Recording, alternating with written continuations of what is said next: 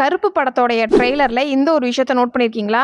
RJ Balaji பேபிகண்ணன்ங்கிற கேரக்டர்ல play பண்ணியிருக்கிறாரு.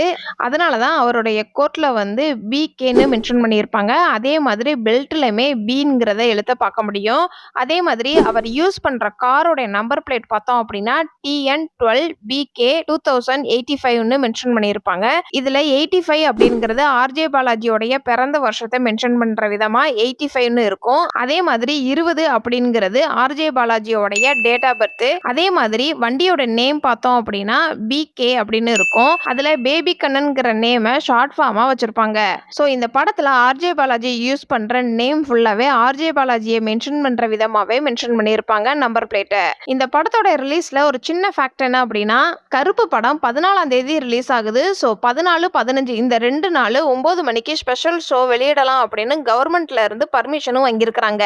இந்த மாதிரி மூவி ஹிடன் டீடைல்ஸ் வீடியோ வேணும் அப்படின்னா நம்மளுடைய சேனலை சப்ஸ்கிரைப் பண்ணுங்க.